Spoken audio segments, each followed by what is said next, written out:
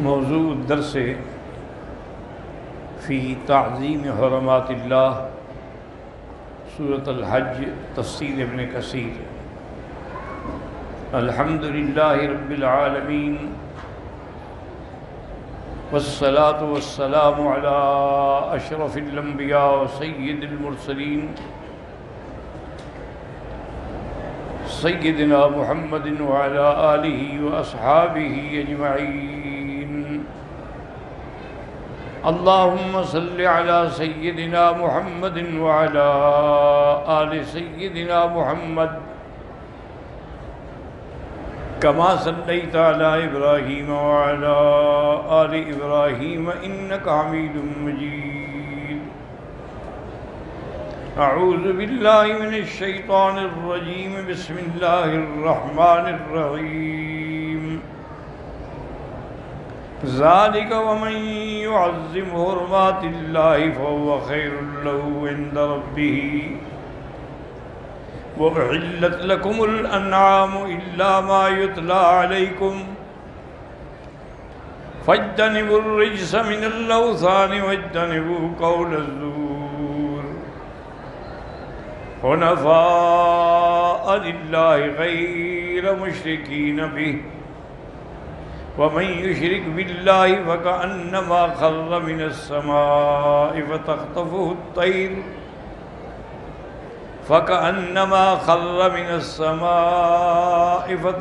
الطير أو تهوي به الريح في مكان سحيق۔ قال المؤلف والمفسر رحمه الله تعالى: أدام النفع بعلومه وعلومكم في الدارين آمين، إلى أن قال: يقول تعالى: هذا الذي أمرنا به من الطاعات في أداء المناسك، وما يلقى عليها من الثواب الجزيل۔ اللہ پاک ارشاد فرماتے ہیں کہ ہم نے جو حکم دیا ہے کہ مناسک کو اسی طرح سے ادا کریں جیسے اللہ پاک نے حکم دیا ہے، اور اس پر جو اللہ تعالیٰ بہت بڑا ثواب عطا فرمائیں گے۔ وَمَن يُعَظِّمْ حُرُمَاتِ اللَّهِ أي ومن يجتنب معاصيه ومحارمه ويكون ارتكابها عظيما في نفسه فهو خير له عند ربه۔ اور جو شخص اللہ کی نافرمانی سے بچتا ہے، اللہ کے محرمات سے بچتا ہے، اور ان کے ارتکاب کو اپنے دل میں بڑی چیز سمجھتا ہے کہ ہمیں بچنا ہے، فهو خير له عند ربه فَلَهُ عَلَى ذَلِكَ خَيْرٌ كَثِيرٌ۔ اس کے لیے اللہ تعالیٰ کی طرف سے اس کو بہت بڑی خیر ملے گی اور بہت بڑا ثواب۔ وَثَوَابٌ جَزِيلٌ فَكَمَا عَلَى فِعْلِ الطَّاعَاتِ ثَوَابٌ كَثِيرٌ وَأَجْرٌ جَزِيلٌ، جیسے کہ اللہ کے احکام کی اطاعت میں بڑا ثواب ہے اور بڑا اجر ہے، كَذَلِكَ عَلَى تَرْكِ الْمُحَرَّمَاتِ وَاجْتِنَابِ الْمَحْظُورَاتِ، اسی طرح محرمات سے اور جن چیزوں سے اللہ نے منع فرمایا ان کے بچنے پر بھی بہت بڑا اجر و ثواب ہے۔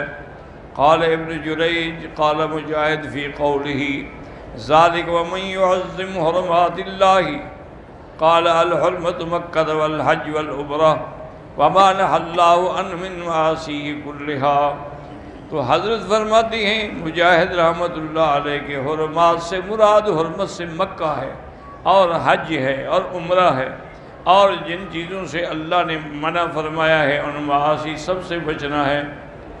اب اللہ فرماتے ہیں وَحِلَّتْ لَكُمُ الْأَنْعَامُ إِلَّا مَا يُتْلَى عَلَيْكُمْ أي أحللنا لكم جميع الأنعام وما جعل الله من بحيرة ولا صائبة ولا وسيلة ولا حام۔ اللہ نے فرمایا ہم نے تمہارے لیے تمام مواشی، تمام جانوروں کو حلال کر دیا ہے مگر وہ جس کے بارے میں اللہ نے خود قرآن میں حرام کیا ہے۔ یہ نہیں جیسے کافروں نے بنا رکھے تھے بحیرہ، صائبہ، وسیلہ، إلا ما يتلى عليكم من تحريم الميتة والدم ولحم الخنزير۔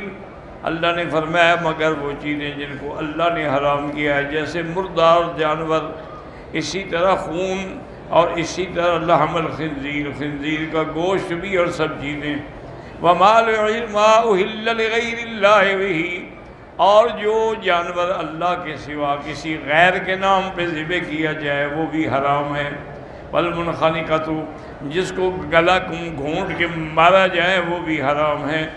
قال ذلك من جرير وحقاه عن قتادة فاجتنبوا الرجس من الأوثان واجتنبوا قول الزور۔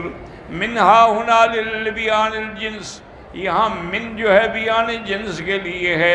اللہ نے فرمایا رجس سے بچو، رجس کیا ہے؟ بتوں کی عبادت اور جھوٹ سے، اس لیے اللہ نے فرما دیا ہے کہ اجتنبوا الرجس الذي هو الأوثان وقرن الشرک باللہ بقول الزور، اور اللہ نے حکم دیا کہ جھوٹی بات سے بھی بچو، جیسے اللہ فرماتے ہیں قل انما حرم ربی الفواحش ما ظہر منها وما بطن والاسم والبغی بغیر الحق وان تشرکوا باللہ ما لم ينزل به سلطانا وان تقولوا علی اللہ ما لا تعلمون۔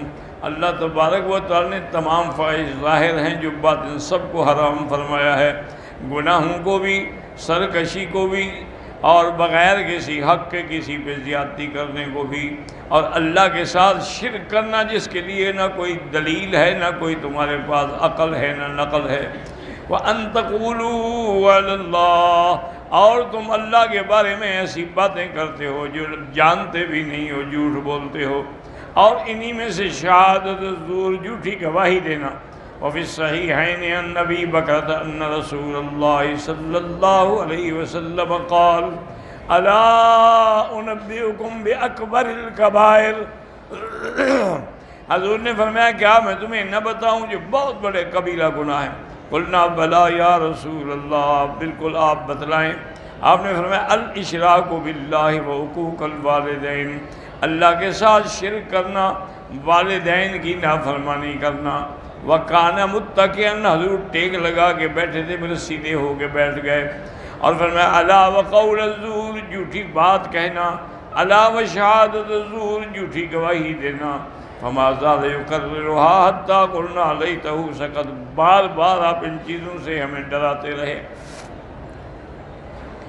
وقال الامام احمد حدثنا مروان بن معاویۃ الفزاری انبأنا سفیان بن زیاد فاتق بن فزارة عن ایمن بن خریم قال قام رسول اللہ خطیبا فقال یا ایھا الناس خذوا الشہادۃ الزور اشراکا باللہ، حضور پاک نے خطبہ دیا، خطبے کے لیے کھڑے ہوئے تو ارشاد فرمایا کہ لوگو دیکھو اللہ پاک نے جھوٹی گواہی کو بھی شرک کے برابر گناہ قرار دیا ہے۔ آپ نے 3 دفعہ فرمایا ثم قرأ فاجتنبوا الرجس من الاوثان واجتنبوا قول الزور، وهكذا رواه الترمذي عن احمد بن مني عن مروان بن معاوية به، ثم قال غريب انما نعرفه من حديث سفيان بن زياد وقد اختلف عنه في رواية هذا الحديث ولا نعرف لأيمن بن خريم سماعا من النبي صلی اللہ علیہ وسلم۔ یہ راوی ایمن ابن خریم جو ہے اس کا حضور سے سماع ثابت نہیں ہے۔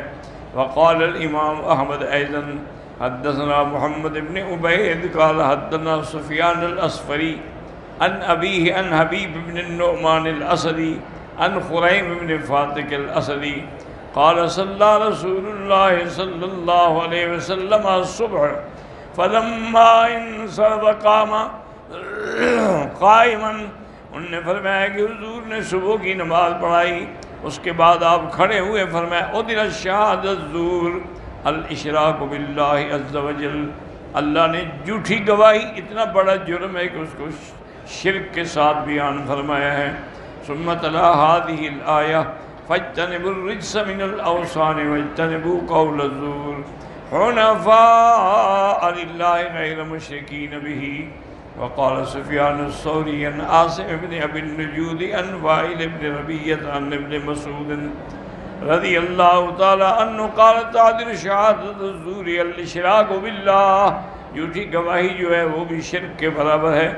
وقولہ حنفاء للہ، اے مخلصین لہ الدین منحرفا عن الباطل قصدا الی الحق، خالص دین پر اتباع ہو، ہر باطل سے منہ پھیریں اور حق کو پکڑیں۔ ولہذا قال غیر مشرکین بہ، ثم ضرب للمشرک مثلا فی ضلالہ وہلاکہ وبعدہ عن الہدی۔ اس کے بعد اللہ تعالیٰ نے قرآن پاک میں مشرک کے بارے میں مثال دی ہے کہ وہ کیسے گمراہی میں ہے، ہلاکت میں ہے۔ قال فمن یشرک باللہ فکأنما خر من السماء، جس نے اللہ کے ساتھ شرک کیا ایسی ہے جیسے آسمان سے گرے۔ فتخطفہ الطیر، اے تقطع الطیر الطیور فی الہوا، یا تو پرندے اس کو اچک لیں، او تہوی بہ الریح فی مکان صحیح، یا ہوا اس کو بہت دور کسی غار ہلاکت میں جا پھینکے۔ اے بعید مہلک لمن ہوا فیہ، ولہذا جاء فی حدیث البراء ان الکافر اذا توفت ملائکۃ الموت وصعدوا بروحہ الی السماء۔ حضرت براء ابن عازب رضی اللہ تعالی عنہ سے روایت ہے کہ کافر کا روح جب ملائکہ نکالتے ہیں اور اس کے روح کو لے کے آسمانوں کی طرف جاتے ہیں، فلا تفتح لہ ابواب السماء، اس کے لیے آسمان کے دروازے نہیں کھولے جاتے، بل تطرح روحہ طرحا من ہراک، بلکہ اس کے روح کو وہیں آسمانوں سے پھینکا جاتا ہے۔ ثم قرأ هذه الآية وقد تقدم الحديث في سورة ابراہیم بحروفه والفاظه وطرقه، یہ حدیث پہلے گزر چکی۔ وقد ضرب تعالی للمشرکین مثلا آخر، اللہ نے مشرکین کی ایک اور مثال بھی دی ہے، اور فرمایا قل ندعو من دون اللہ ما لا ينفعنا ولا يضرنا ونرد على اعقابنا بعد اذ هدانا اللہ، کیا ہم اللہ کو چھوڑ کے ان کو پکاریں جو نہ نفع دیں نہ نقصان دیں، بلکہ ہمیں ہلاکت کی طرف پھیریں۔ کالذی استہوته الشیاطین فی الارض، جیسے اس کو شیطانوں نے زمین میں گھیر رکھا ہو، وہ پہچان کہاں جائے۔ لَهُ أَصْحَابٌ يَدْعُونَهُ إِلَى الْهُدَىٰ اهْدِنَا قُلْ إِنَّا هُدَى اللَّهِ وَالْهُدَىٰ، اس کے دوست اس کو ہدایت کی طرف بلاتے ہیں لیکن وہ نہیں آتا ہے۔ ذَلِكَ وَمَن يُعَظِّمْ شَعَائِرَ اللَّهِ فَإِنَّهَا مِن تَقْوَى الْقُلُوبِ لَكُمْ فِيهَا مَنَافِعُ إِلَىٰ أَجَلٍ مُّسَمًّى ثُمَّ مَحِلُّهَا إِلَى الْبَيْتِ الْعَتِيقِ۔ يقول تبارک و تعالی وَمَن يُعَظِّمْ شَعَائِرَ اللَّهِ، یعنی اوامرہ، اللہ کے احکام، فَإِنَّهَا مِن تَقْوَى الْقُلُوبِ وَمِن ذَلِكَ تَعْظِيمُ الْهَدَايَا وَالْبُدُنِ، اسی تعظیم سے جو قربانی کے جانور ہیں ان کی بھی تعظیم کی جائے۔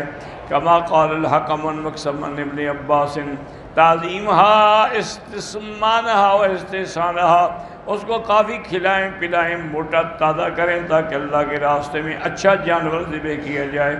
وقال ابن ابی حاتم حدثنا ابو سعید الاشج حدثنا حفص بن غیاث عن ابن ابی لیلہ عن ابن ابی نجیح عن مجاہد عن ابن عباس ذالک من یعظم شعائر اللہ، قال الاستسمان والاستحسان والاستعظام، قربانی کے جانور کو کھلا پلا کے موٹا کریں، اس کی حفاظت کریں، اس کو سنواریں اللہ کے گھر کے لیے۔ وقال ابو امامۃ انصاری قلنا نسمن الاضحیۃ بالمدینہ، ہم مدینے میں جانوروں کو باقاعدہ موٹا کیا کرتے۔ وقال المسلمون یسمنون، رواہ البخاری۔ وعن ابی ہریرہ رضی اللہ عنہ ان رسول اللہ صلی اللہ علیہ وسلم قال دم افرا احب الی اللہ من دم سوداوین، افرا کہتے ہیں جو یعنی جس میں بیاض ہو اور کوئی داغ نہ ہو، وہ اللہ کے ہاں زیادہ افضل ہے ان سے جو سودا ہے۔ ولما ثبت فی صحیح البخاری ان رسول ضحى بکبشین املحین اقرنین، حضور پاک نے اللہ کے راستے میں دو دمبے ذبح فرمائے جو آنکھیں جن کی املا تھیں اور اقرن سینگ بھی ان کے اچھے تھے۔ وعن ابی سعید ان ضحى بکبش اقرن کحیل یاکل فی سواد، یعنی وہ کھاتا بھی سواد میں دیکھتا، یعنی معنی یہ ہے کہ اس کی آنکھیں، اس کا چہرہ، سب چیز سیاہ ہے۔ رواہ اہل السنن وصححہ الترمذی۔ اے فیہ نکتۃ سوداء فی ہذہ الاماکن وفی سنن ابن ماجہ عن نبی رافع انہم ضحی بکبشین عظیمین، دو بڑے بڑے دمبے موٹے تازے اقرنین املحین موجوعین، اور وہ خصی بھی تھے۔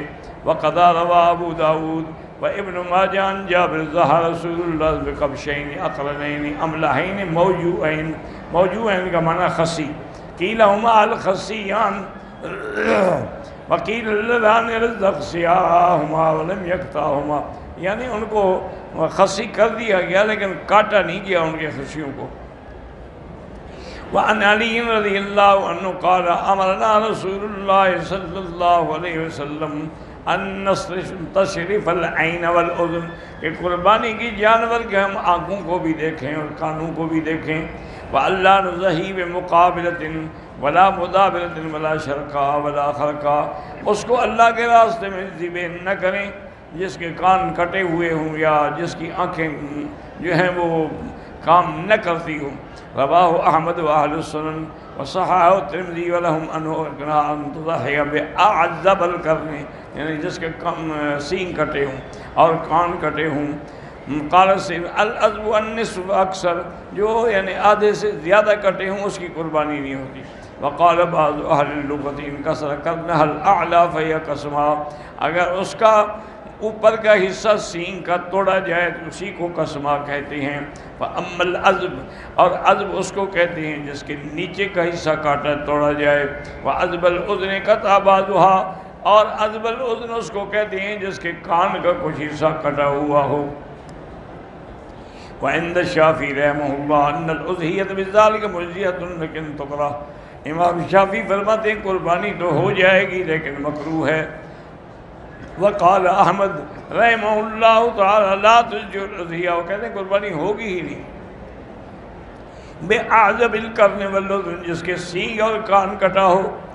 وقال مالک ان کان الدم یسیل من القرن لم یجزئ والا اجزاہ، امام مالک فرماتے ہیں کہ اگر اس کے سینگ سے خون بہتا ہے تو وہ قربانی کے لیے جائز نہیں ہے، وگرنہ وہ جو ہے وہ جائز ہے۔ واللہ اعلم۔